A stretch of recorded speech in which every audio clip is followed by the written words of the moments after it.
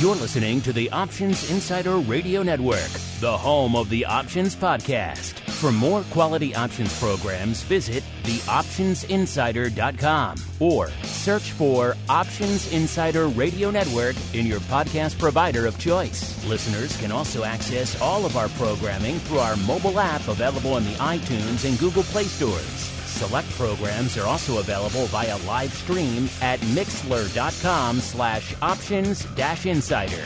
That's mixlr.com/options-insider. Don't forget to follow along with your favorite programs and submit your own questions for the hosts at twitter.com/options, stocktwits.com/options, facebook.com/theoptionsinsider, or via questions at theoptionsinsider.com.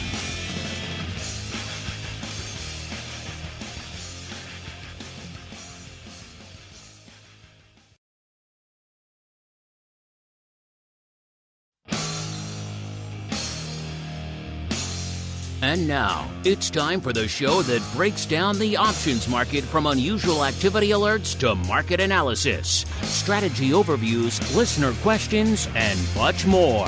If it involves puts and calls, then our all-star panel will break it down.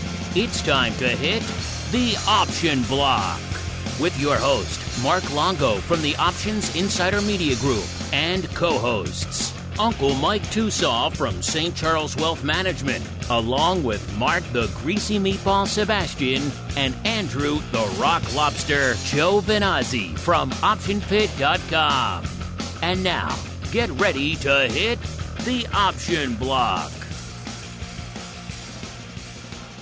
All right, everybody. That music means it is Thursday. It is noon Central. It is 1 p.m. Eastern. It is time for episode 2 here of your bi-weekly options extravaganza known as the Option Block. My name is Mark Longo from theoptionsinsider.com, as well as, of course, from all of the fun live streams and everything else going on during the week over there on the Options Insider Radio Network. Of course, you know where to go to get all that stuff on demand on every platform under the sun upon which many of you are listening to this right now. If you like what you hear, keep rating and reviewing. And, of course, if you want to go above and beyond, get some exclusive shows, got Oddities coming back tomorrow. That'll be fun. A lot of odd stuff going on this week, so should be fun to dive into. Andrew and I were just bickering before the show about those Petrobras Jan 11 calls. So a lot to talk about on Oddities tomorrow and a whole bunch more. You want to check that out? You want to get access to our great Pro Q&As? Had another awesome one just on Tuesday this week with Dan the Man Gramza over there talking all things futures, options, and commodities over there. You know where to go. TheOptionInsider.com/secret club. It's a secret. Don't tell anybody. All right.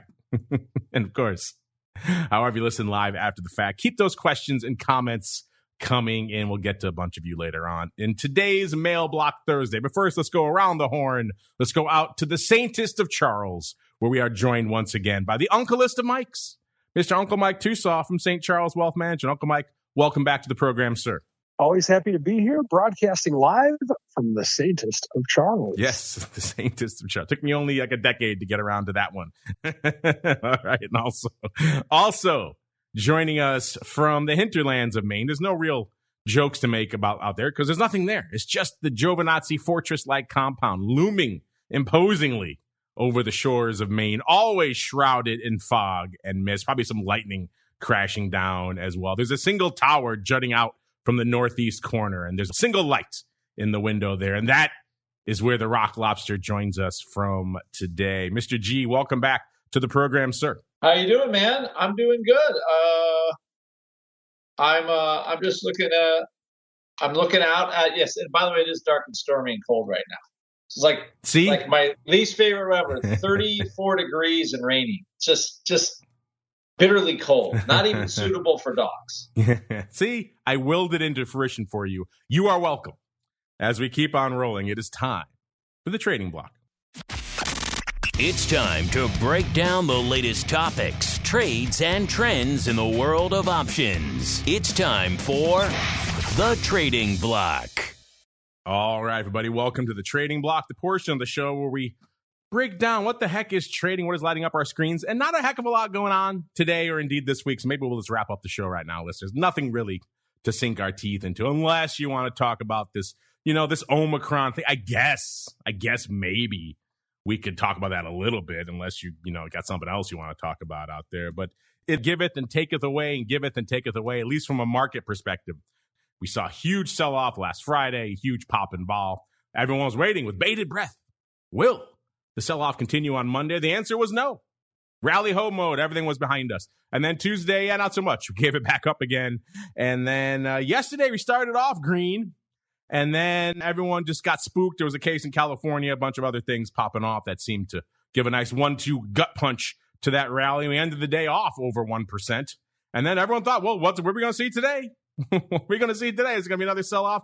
And apparently we're back in rally ho mode today. So Omicron has certainly bestowed some new volatility on this market. If you're listening to our advisor's option program from earlier this week, and I encourage you, even if you're not an advisor or asset manager, or you're not in the market for one, check out that show. It had some good analysis on it called Devious Ways to Pay for Puts. Our buddy over there, Mr. Rock Lobster's neighbor, the Oracle of New Hampshire there, Mr. Matt from ORATS, had some interesting new ways to put on some protection that is kind of intriguing. Also, he weighed in on what he thought about this Omicron vol thing, and he's usually pretty prescient on this stuff, and he thought this had some legs from a vol perspective. So bear that in mind out there. Coming into showtime today, we are seeing, of course, back on the green side of the screen, Dow up almost 2%, leading the charge 1.8%. S&P not quite 1.5%, but pretty close to it, about 1.4% and change.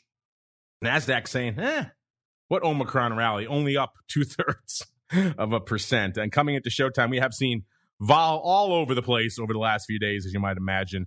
VIX got up to a high of a little bit north of 32.17. Haven't seen a 30 handle in some time, listeners. And there we are back again.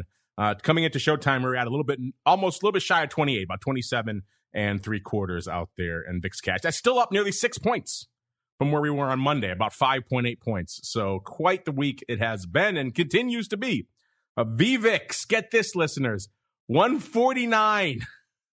Yeah, we're back in that range, listeners. That's up 21.5 points from where it was on Monday's show. And that's not even the whole story. It got up to nearly 161 in the interim between shows there, listeners. So, yeah, we're back in that.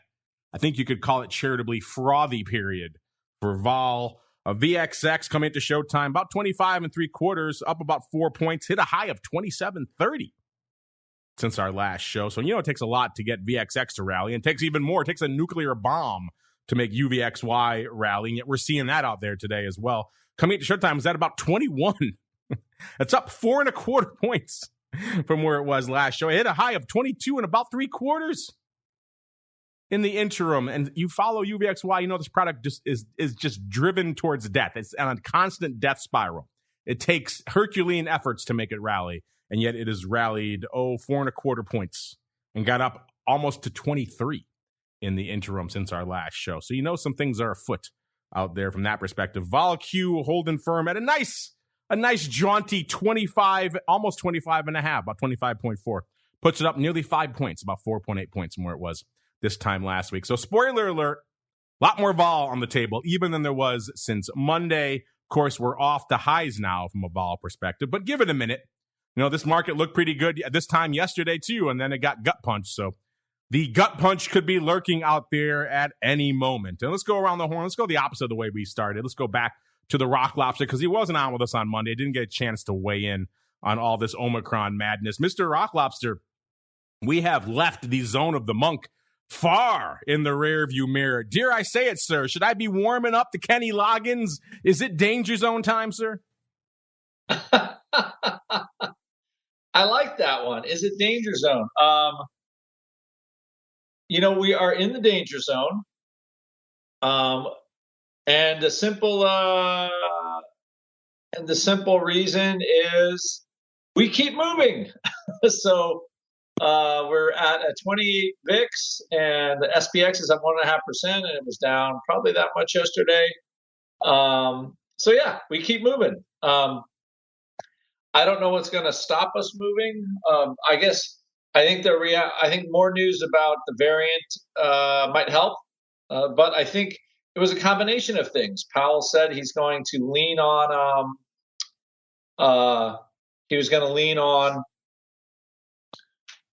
interest rates a little bit more, which is not great for technology stocks. So I found that interesting. And that you saw a little bit of a sell. I mean, the reality is, what was the top in the QQQ? 4 something, like what, 410? So it sold off a little bit. Everybody freaked out about oil. I think there's a lot of opportunity, like Boeing, opportunity there with where we are, because I don't believe any of this. I think it's all crap. But I've been saying that for a while, and it's going to end up turning out to be true. But the reality is, as far as this goes, I think the bigger problem was it was kind of a combination of the Fed. It was the Fed saying, "Hey, we're gonna raise rates faster," and I think that kind of, and that historically always takes some froth out of the market, somewhere between 10 and 20%. The fact that we have this COVID thing gives them a little cover, but the reality is we have 6%.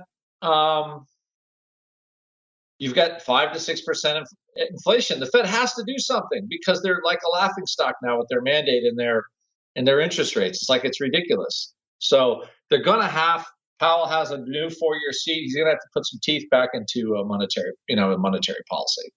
And then the market goes down. I mean, that's just the way it is. So I think VIX staying up here, I think it could stay up here for a while. If it keeps having these, huge gyrations, that's what happens. So, just for listeners, like when VIX is 28, you got to expect it to move 1.5 or 2% a day. That's why the vol's up there, because liquidity providers aren't dumb. They're just like, okay, we're going to move a lot. We're going to make stuff more expensive. So, I think this does put a bit of a cap on the upside, but now that they're actually going to kind of, or saying they are anyway, raise rates and kind of get rid of the silly taper thing, that stocks, some of the upside frost should come out of the stocks. And I think Michael Tusa will probably touch on this, but a lot of stocks are down way from their highs. I mean, you've got Apple, Amazon, Microsoft, Nvidia. Amazon really hasn't made a new high since last summer, but it's still at a pretty lofty price. But like secondary and tertiary stocks have gotten slammed. It's just the big few that have kept I think the broader index is higher. So I think that's going to start to run out of steam at some point. So anyway, that's where I think we are. Can we keep flopping around? I think what we'll probably see is more Omicron news, from everything I've read, because I can't believe how much I read about the stupid virus. It's just not that severe. So it's another virus that's not that severe. So, and I don't know how, I guess it gives governments another reason to freak out and just tell people to do stuff. So, of course, it depends what state you live in. So, anyway, I don't think the sell-off, if we're not selling off now after the Fed basically said they're going to start chopping or raising rates, and the SPX is only 100 points below its all-time high, I mean, you have to be realistic. The market still pretty resilient. So I think that's where we are. I would be surprised if VIX is higher this time next week than it is right now.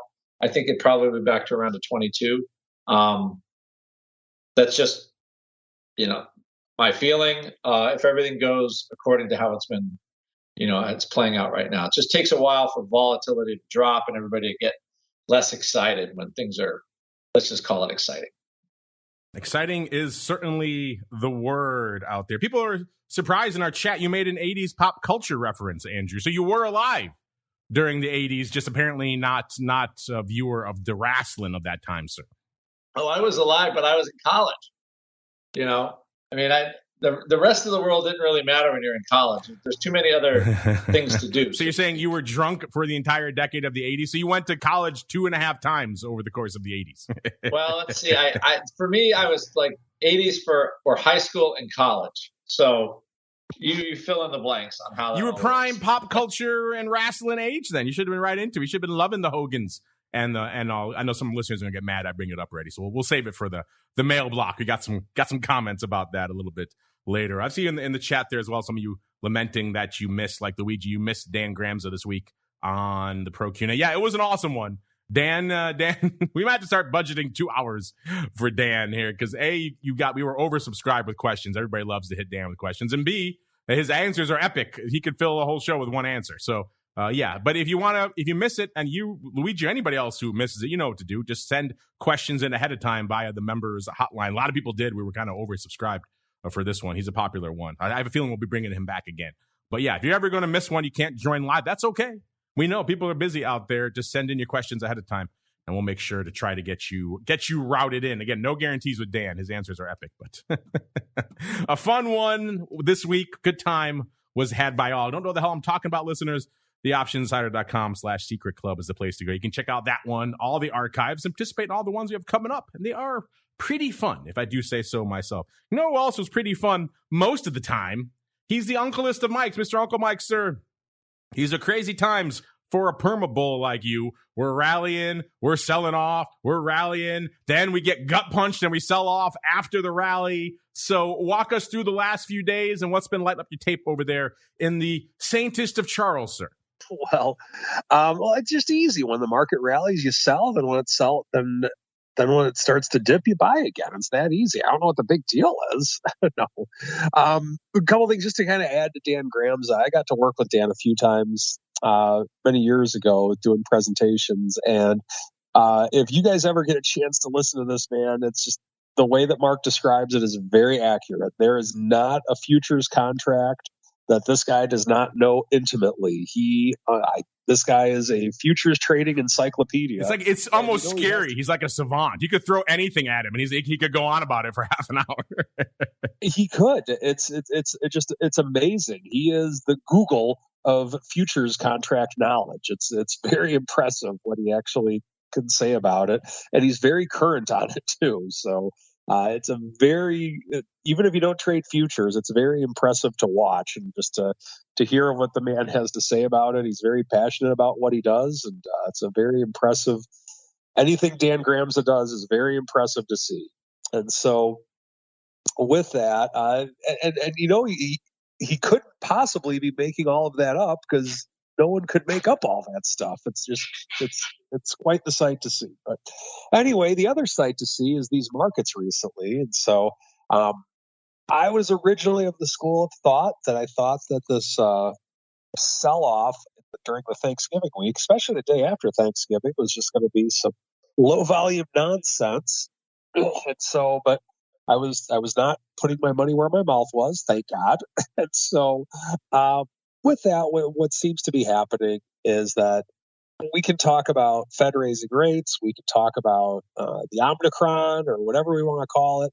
But the bottom line is that no matter how good markets are, there's always going to be some type of a pullback that's involved. So in looking at it, we're at levels right now to where we were in late August, early September. We pulled back to those levels. And so on this, though, if you just look at it, even if you're not a technical analyst, if you just look at a one-year chart of the S&P 500, it's very much at a 45-degree angle going to the upside, the whole chart. There's a few bumps in the road, but for the most part, this is still a very strong market. And then if you look at how it reacted last time it pulled back in early October, we're coming off a very strong rally from early October. I'm showing lows in early October, 42.73, and then it rallied almost 500 points over the course of the 7 to 8 weeks. 500-point rallies in the S&P are pretty big. And so one thing that happens when you have big rallies, I've always said it, big rallies begot big pullbacks.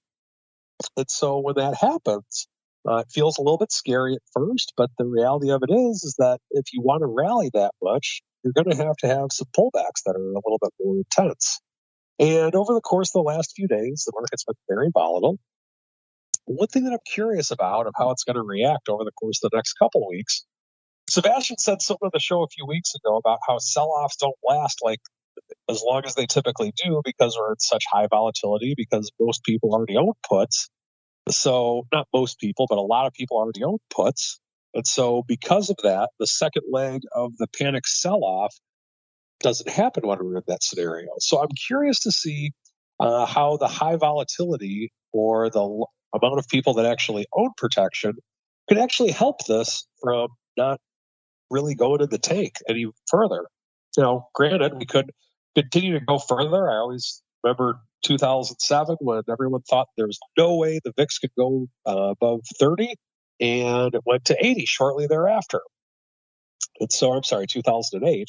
And so we definitely could have more of a pullback. We could have a sell-off. Who knows? But the one thing that, whether you believe in the Omicron, whether you believe that the Fed tapering is an issue, whatever way you slice it, and I'll talk about those two things in a second, whatever way you slice it, even if you think both those things are total crap, pullbacks happen, and what's happening right now. What I did recently, or actually yesterday, I finally couldn't resist the market pulling back like it did, so I finally sold some puts, and as of now, I'm happy that I did. But what I like about it is the fact that they're far enough out of the money to where market's going to have to go down a long way for it to hurt me. Now, does that mean it can't happen? No, it could definitely go down a lot further, no question about that. But I like the fact that with the VIX up higher like it is, I could sell these puts way further out of the money than I normally would. And if it continues to go lower, I have a little bit of a cushion to react to it. That's what I like about it.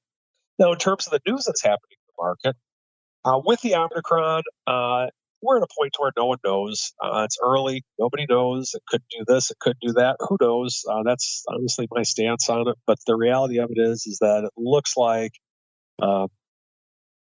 even on both sides of the aisle, no one wants to shut things down again. And Americans are very resilient from the standpoint that they'll go out. They may or may not wear masks depending on what state they're in.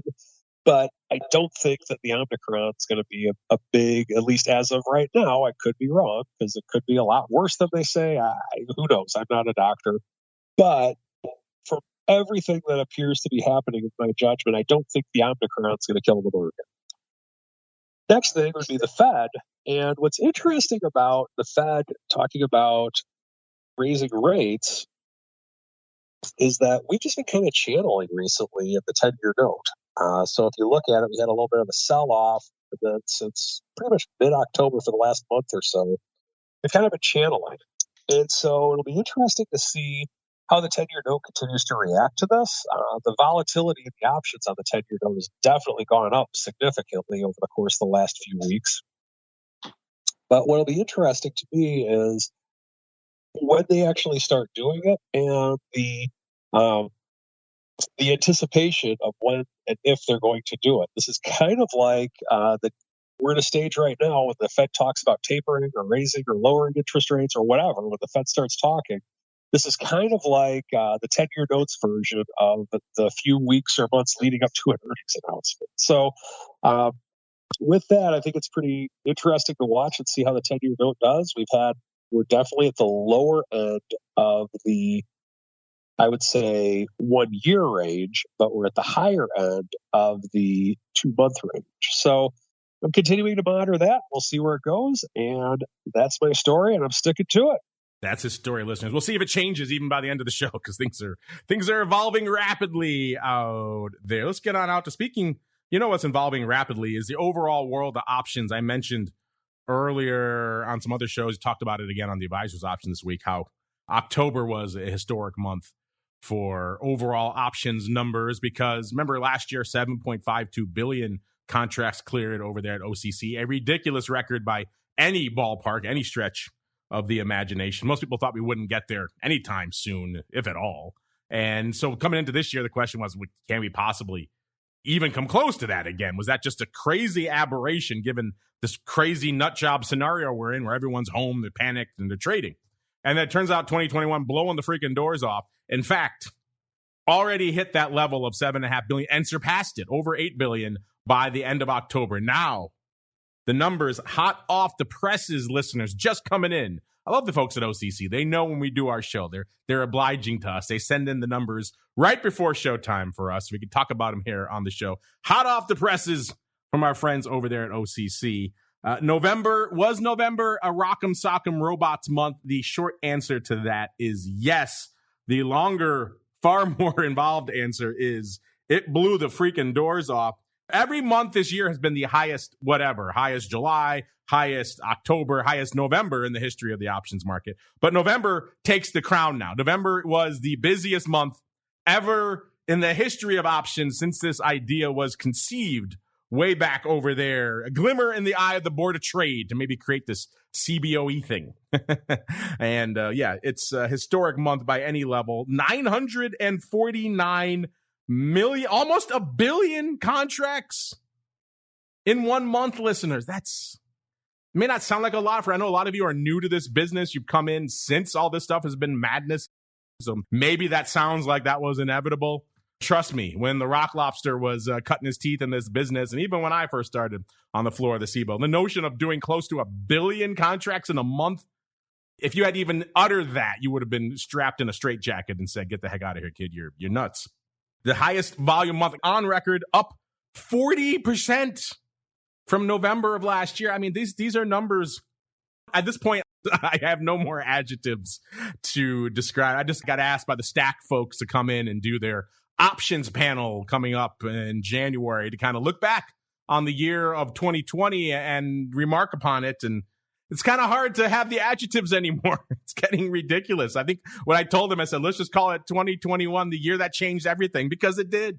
These numbers are off the charts. Literally, there are no words for this. And it's only going to get bigger. We're probably going to hit 1B soon. You know, again, I wish I could credit the person who said it on the network recently. They said, we wanted people to join the options market. We didn't know they were all going to come at once. And they all did. And you brought your friend, and you brought your grandma, and you brought your cousin Joe, and everybody else. And they're all trading options. It's amazing to see.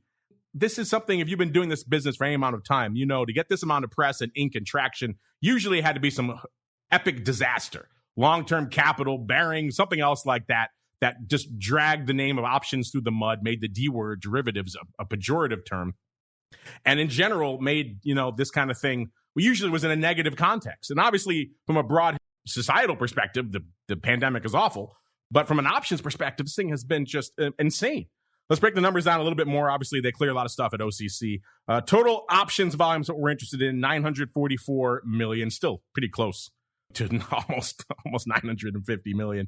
Equity options, drill down a little bit farther, 898 million contracts, also up 40.3%. That number includes cleared ETF options. We break those out. They're 244 million, a 31.6% increase from November of last year. Index options, pull those out as well. That was 46.2 million contracts. It's up nearly 38% from this time last year. Even the futures, which seemed like they couldn't catch fire to save their lives over the course of the pandemic.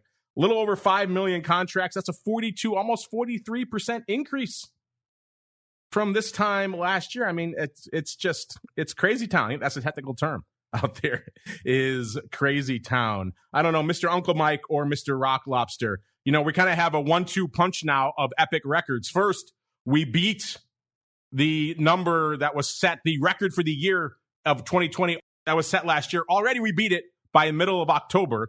And now we have the busiest month ever yet again, and close to 1 billion contracts. What say you, gentlemen? Did you ever anticipate we would see such madness in the year that is 2021? Well, I just for reference. So when I starting in this business, so you want just a reference time, it was 1 million years ago, but a big day on our entire floor was 90,000 contracts. Like, that was almost more than we could handle in a day. 90,000 contracts. Now, Ford trades 90,000 contracts in one strike. So just to give you a relative idea, and the PSE had about a 20% market share at that time. So, like, to give you like an idea of how huge the numbers have gotten. Now, do I wish that I was still probably a market maker? Yeah, maybe. I don't know. Am I glad that I'm in the option education business right now? Yes, I am, because we're growing by leaps and bounds. But I think I I think as people become more savvy, especially I think the internet has done a lot. I think low commissions have done a lot. So I think there's only growth ahead as people kind of grab their own money management by the horns, so to speak. And it doesn't hurt that you had kind of the memeville where, stuff like that used to happen like, once or twice a year, and it was happening on a daily basis in multiple stocks. So I think a lot of influences, and, we'll see if it can keep going. But personally, I think it's going to keep growing. But like I don't know if I invented this phrase, but options love a bull market. Bear markets, that volume will come down. It has, and all the bear markets I've been through, which is 3 pretty major bear markets at least. So volume will go down by like 50% probably. However, until then, you're gonna see a lot of action. We are seeing some action indeed. I see the Flowmaster lurking around in the chat there. I'm about to get him on to talk about these numbers. He spends his days crunching this data. It's got to be just boom times for him over there as well. But yeah, these are just, again, it's my job to talk about this stuff, and I am running out of adjectives. I guess that's a good sign for overall options volume. Let me just say, I never thought coming into this year, I was lukewarm on the idea that we could even threaten that $7.5 billion number again. It seemed like we were trending towards just rational common sense. People were going back to work. They have less time to focus on this stuff. And instead, they've doubled down in ways no one ever anticipated. Of course, obviously, the pandemic has unfolded in ways no one anticipated. No one thought we'd still be talking about new waves of lockdowns coming towards the end of the year, but that's where we find ourselves. So that also has played into this. But still, just insanity by any measure is what pretty much the only way you could chalk up these numbers, listeners. So yeah, clearly you are not alone in the world of options, listeners. You have been joined by everybody is now out there, and they're pretty much all buying calls. That's what they've all learned to do. That's another weird thing. The way they trade is so different. I mean, we've seen influxes in the past. Usually it's other things, and usually it's not everybody just buying out of the money calls. Yet that's pretty much what we're seeing these days. So yeah, just fascinating times, insane time. We love it. We love to see all the new listeners coming in, just enjoying the content, learning. Definitely, if you're just coming in, buying calls in meme stock of the day, you probably could benefit from listening to some of this content and learning to migrate your liquidity a little bit. But still, this is just crazy town, listeners. It's the only adjective that could sum it up. Crazy town. As we keep on rolling, let's look really quickly at the earnings vol before we keep rolling. We had some big names still popping off this week. We're kind of at the tail end of the season. Again, if you want to hear Matt's breakdown of all these numbers, check out the advisor's option from this week. He predicted a Rock'em Sock'em season, and we pretty much got a Rock'em Sock'em season.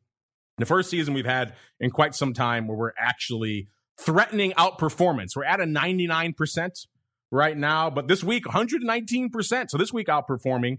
Week 4 also at 114%. So 2 weeks firmly in the green. That's the first time since the pandemic we've seen anything like that. And then the week in between there, week 5 was 99%. So that kind of was flirting with breaking through. Week 1 was 98%. So we've had multiple weeks at break even or blowing through it. So that, again, that's all new. Usually it's red across the board. So fascinating stuff. We still had some names popping off this week, including Snowflake. That was a hot IPO for a while. Kind of cooled off. Maybe after the numbers this week, maybe they'll be hot again. 5 below. Dollar General today. Kroger and Marvell and Big Lots. We've got a few here for you. We've got Snowflake. They were at 311. They were pricing in 9%. They delivered in actually 8.9%, so close to 9%. They delivered 10.8%, and that was in the initial blush. I'm sure they've moved a little bit since then. Let's see here really quickly. Yeah, let's see. They're at 344.5, and they ran the supports at 351, almost 352 right now. So they're up even more than 11%, listeners. So yeah, quite the move there for Snowflake. Maybe they will be the hot options name again. 5 below. They were yesterday after the bell. 189, I should say, is where they were trading. They're pricing in 8.6%. They delivered, get this, listeners, 2.3%. That's back along the lines of what we're expecting from the earnings vol reports. Let's go to Kroger really quickly. Supermarket vol, was there any? Let's find out. Before the bell, they popped off today. 40.25 is where they were trading going into their announcement. They're pricing in 6.9%. They delivered, get this, listeners, 10.4%. Guess there is a little vol out there in the supermarket. It makes sense. All this pandemic talk and people lockdowns, people rushing to buy food again. There's food panics probably. So, and we're up even more since then. So it's up almost 11%, if not more, right now. So yeah, Kroger outperforming, Snowflake outperforming. Five Below dropping the ball a little bit there, but we shall see. And speaking of seeing, let's keep on rolling and do a real quick odd block. It's time to break down the most interesting, unusual, and downright questionable options activity that's been identified by theoptionsinsider.com. It's time for the Odd Block.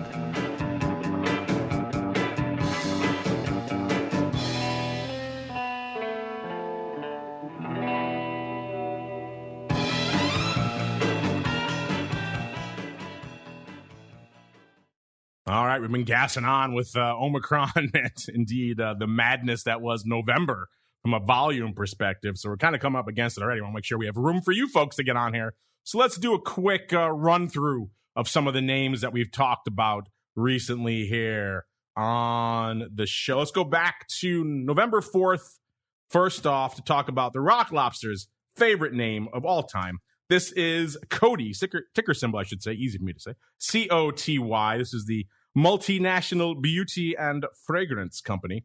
I won't tell you where they're trading right now. A bit of a spoiler. At the time, we were debating whether they bought or sold. We thought they probably bought, though. These 9.5 calls, you know, 9.5, they went up for 65 cents. That's the first print we saw. Pretty decent size, 9,628. It was close to the bid, though. Stock was 905 when they went up. Then we saw more prints going up later through the offer. Let's see, actually, these were actually a little bit before. So they were before. So they moved the offer. That's why the later print was weird. We saw 5,000 lot going up earlier, 58 cents, 5,900 for 61 cents. Total about 28,000 of these things traded on the day. And so it looks like they were feeling a little bit of the old upside call up, which again is the trade du jour out there these days. And let's see.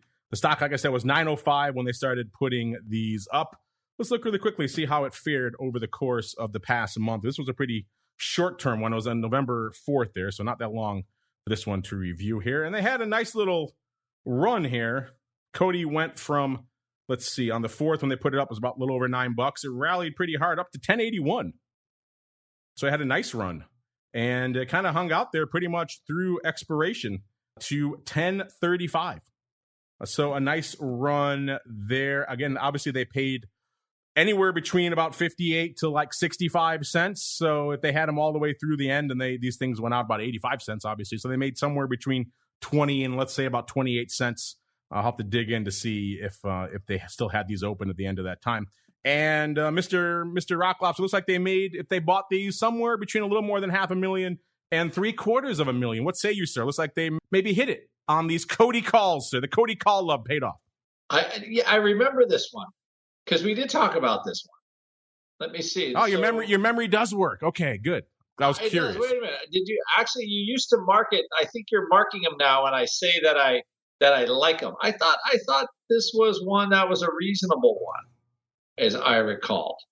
Let's see here. So the stock is that was I didn't see it as I don't think we saw this as a sale. I think we saw it as a purchase. Well, wow. Well, they did make some money.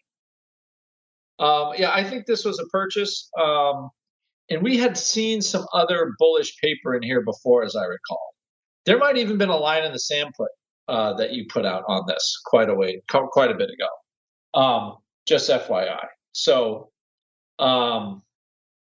anyway, that's what I think on this one. So yeah, they made some money. No way around it. Yeah, it looks like they came in and closed, actually, some of them pretty quickly around the 8th, so not that long later, and then a few thousand more on the 9th. So they didn't wait around, which you like to see when the stock popped pretty nicely. Options were over $1 when they closed some of these bad boys out. Stock was 1070 and 1081 when they started dumping them out. So I like to see people not just holding on for dear life. So they actually probably made, looks like, roughly close to 2x on some of these. So not bad here at all here on the COTY. Like I said, we got to kind of do a quick just the facts, ma'am, on these as we keep on rolling here. Let's go back to November 1st here as well. We've got everybody's favorite name. Let's see if the Rock Lobster can remember this one as well. This is Hecla Mining. This was a newcomer to the odd block at the time. Ticker symbol HL. We profiled a 9,000 lot, 9,304 of the Nove 6/2, going up for a whopping 12 cents, lifting the offer. That was about a 62 vol. The stock was nearly $6 at the time, right around $5.90 when it went up. They did more afterwards, total of 13,000. And unlike our previous friend where the stock popped and it had a nice run pretty quickly, let's see how Hekla fared. Let's go back a month. Because they had a run, but not quite the run they needed.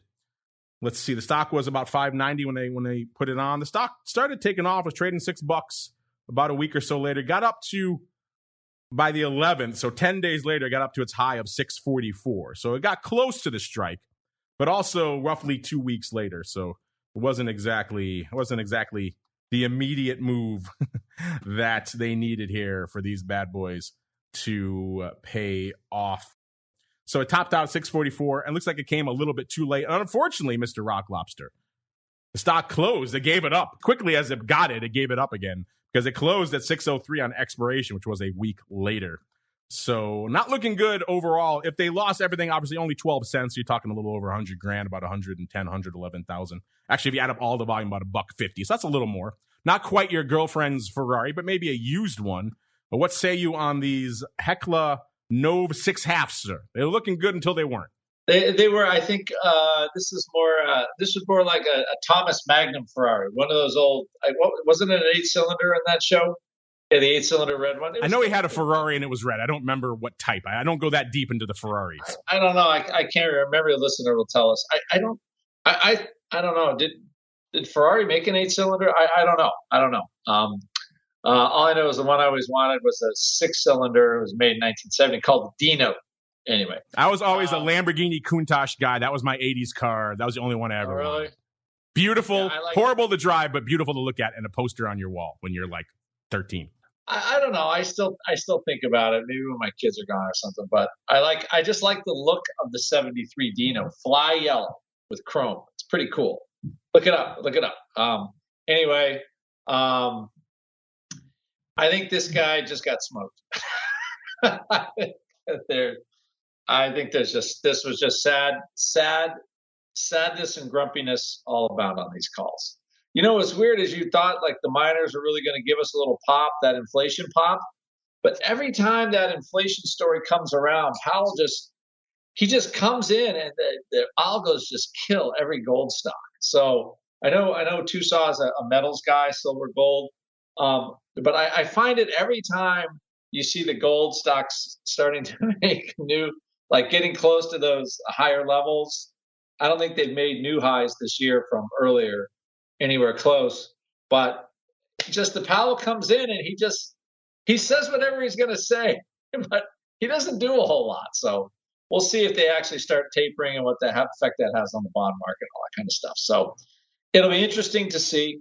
But yeah, the gold trade is not as exciting as it once was, even though you would think it should be. But I think that's what this person thought buying these calls, and they just joy. They almost got there. It's almost worse if it almost gets to your strike and then retreats. If it just hangs out, you never really have a chance. You're like, okay, I never had a chance. If it flirts with it, and then so this guy probably could have scratched if he was diligent, but sounds like he wanted to go big or go home, and he went home. Unfortunately, looks like these were still open at expirations. Looks like he dropped the full amount. We got another one we can review here, but we're kind of come up against it. I want to get some listeners on here. We didn't have a mail block last week, so let's get to it. A little bit of the old mail block. It's time to take your seat on the All-Star panel as we read your emails, tweets, Facebook messages, website comments, and much more. It's time for the mail block. All right, everybody, let's get to some questions of the week really quickly here. This week's question of the week. It got crazy pretty quickly. You know, we posted it on a Monday. We thought it would be pretty straightforward one.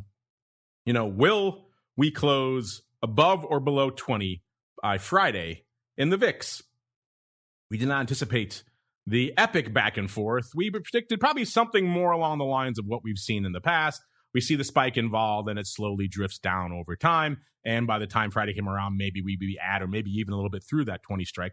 And, of course, Omicron intervened and said, no. And we had sell-offs and rallies, and then we had sell-offs after the rally in the same session. So all sorts of fun. So as a result, like I said, we're still firmly above the 20 handle right now, which is interesting because I think a lot of people dove into this poll early because right now we still have almost 2/3, 62% saying that it's going to close below 20 by tomorrow's exit. That would be an epic move to the downside in VIX. Not saying it can't happen, but it would be epic. Only 37.9% saying it's going to close above 20. I think if we reposted this now, maybe those numbers would be a little bit different. Obviously, you can't go back and change your vote, listeners, once your vote is locked in.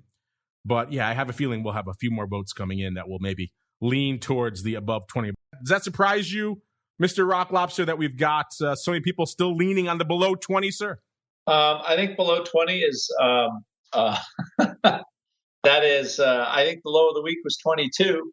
And I would be surprised if we could get back to, Friday. So that was, I think we achieved that Monday.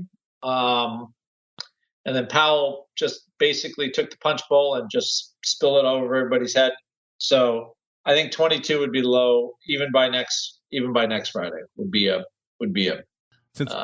I think it'd be a stretch. Since we're talking vol, let's go out to the live chat here. Nichols says, does the Rock Lobster need to add a pandemic zone to his vol zones to reflect our new reality of an Omicron or an Omicron zone? And Luigi also agrees. He says, kind of like a ludicrous speed zone from Spaceballs. I like that. That may be a confusing reference to you because I know you missed out on all the 80s there. But Spaceballs was a movie, and it was fun in the 80s. It made fun of Star Wars, Mr. Rock Lobster. And ludicrous speed. Maybe you do need a ludicrous zone. What do you think? Or at the very least, perhaps a pandemic zone. What do you say, sir? I mean, we already have the danger zone as much as, we could rename the danger zone from time to time. We like the Omicron zone. But we have the licensing deal with Kenny Loggins. All that money will go to waste. Yeah. So I think we could license the Omicron zone safely. But basically, it's a 24 VIX is a 24 and above, which is about 1.5% per day, which right now is 60 points in the SPX, at least, almost closer to 70. So I think that's, and remember, that's the market on that's a 30-day average vol. So again, it's not exactly, the VIX calculation is a little funky, but anyway, that's where we are. I think zone 4 is, I think we're going to be in it for a couple more days, just because I think we want to see a little resolution somewhere. And without resolution, it's hard for VIX to go back down. I just tried to fire it up to get the YouTube censors mad at us. I don't know sure if it's going to load in time. I was trying to get a little logins for our live here. It doesn't seem like it's going to load. Maybe sure it'll probably load right as we start talking for the next question. But who doesn't need a little logins in their lives every now and then? Yeah, it's not going to play ball with me. We'll see. That'll make the YouTube censors happy at the very least. Let's go out to this one. I don't feel happy with this next question. We'll just call him John. We won't even read his last name because I feel bad for this guy. He says, I lost a fortune on my 401k. He puts in parentheses 20 years worth from options trading during the 2008-2009 crisis. I kind of day trade options. I think it means I kind of day traded options at that time. I only have a few $1,000s left. Oof. Can I still have a chance to rebuild myself via dangerous options? Well, I can only buy calls or puts, according to Charles Schwab. Wow, there's a lot to unpack here. Mr. Uncle Mike, this is right up your wheelhouse. I'm sure you have people contact you with this in the past. He's a little late. He lost the money in 2008. He doesn't say what he's been doing for the last decade or so, but obviously a lot of new people playing in the options market, a very different game now than it was in 2008. I don't know what he means by dangerous options. Does he want to go out on a limb and really just swing for the fences? I don't know. He says he can only buy calls or puts, according to Charles Schwab, Mr. Rock Lobster. So our friend John here, or I should say Mr. Uncle Mike, our friend John here, unfortunately had some issues. It looks like he's trying to rebuild his account a decade later. What would you counsel him, sir, Mr. Uncle Mike? I would say, how are you going to do it is the first question. Second question would be, what are you using to determine if the option's going to go your way? And the final one is create the system before you put one penny into it. Because if you've lost a fortune doing it, I'm not trying to be mean here, but typically says that you have a hard time getting out when you should. And so what I would do is, this would be an instance. Normally, I'm not much of a paper trading kind of guy, but I would recommend doing that for at least a year. Yes, I said a year before you risked any real money on it, given your past and your situation with it. And if you have success paper trading for a year with a system that you can create that would work well for you, then I would recommend doing it with half of your trading capital for another year. And then after that, I would say after 2 years of doing that, then I would say, and only then, of having success for 2 years in those instances that I mentioned, then I would start playing with a little bit more money on it. So if you're looking to do that, that's how I would do it, just given your history, because of the fact that you've already had problems with it. Jesse Livermore, the greatest trader that there ever was. And a lot of people view him that way. Fascinating book, Remnants of a Stock Operator, arguably the best trading book ever written. Chronicling his life as a trader, talks about that. When you're in that situation, you have to preserve capital at all costs. And that's how I would do it. There you go, John. Maybe not the answer you wanted to hear, some silver bullet for regaining all of your losses, but certainly a reasonable approach to that. Maybe not quite the dangerous approach you wanted. Mr. Rock Lobster, while I try to fight with Kenny Loggins over here, do you have anything you want to add here for John looking to rebuild his portfolio from his 2008, 2009 losses via dangerous options, sir?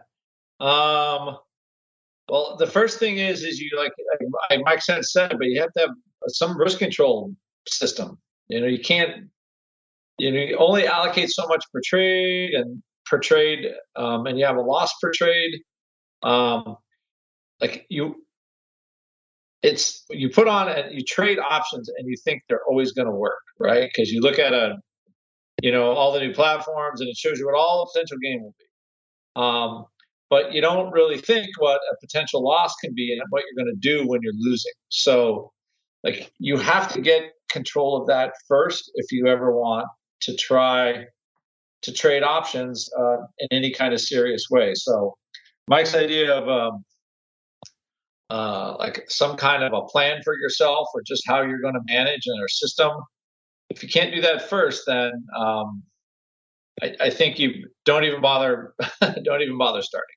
We have a good recommendation from our chat here. Age Del Aquarius, he says, tell this listener to listen to Options Bootcamp from yesterday and get some books. Yeah, we had a great Options Book Club episode of Options Bootcamp yesterday where we went through a lot of great books. Dan obviously talked about his book, but we also talked about a lot of great books that we've used. Of course, our favorite out there, Natenberg, one of the Bible that I was handed, most pro traders were handed when they walked on the floor of the SIBO. Also talked about Macmillan and a bunch of others out there. Talib, should you read it, should you not?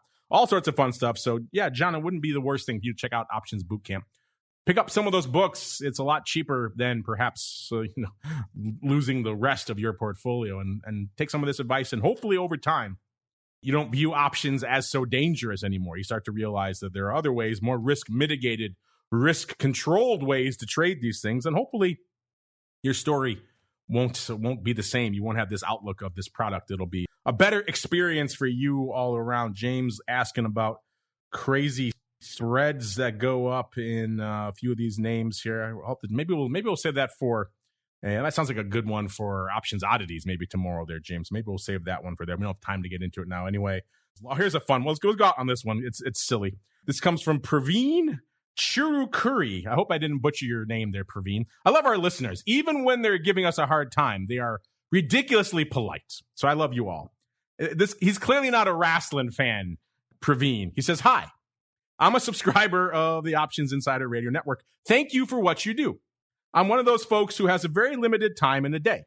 I do try to listen to your pod. I love that, pod, as much as time allows. Today's episode of Option Block 1050 was especially grueling during the intro. It took literally 10 minutes to get into the topic of the pod. Is there any way you can keep the discussion on topic? If I'm not your target audience, please let me know.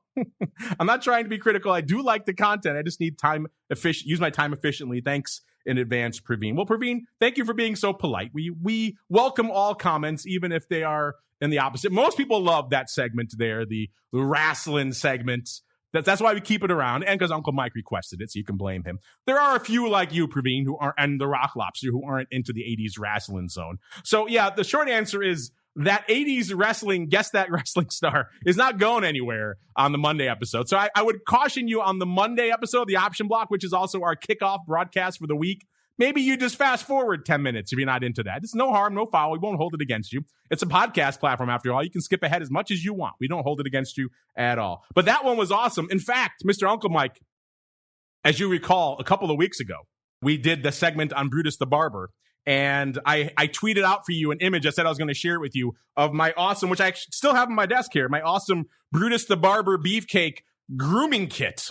And I know you saw that. Guess who else saw it and liked it and maybe shared it on Twitter, Mr. Uncle Mike? I give up. Who?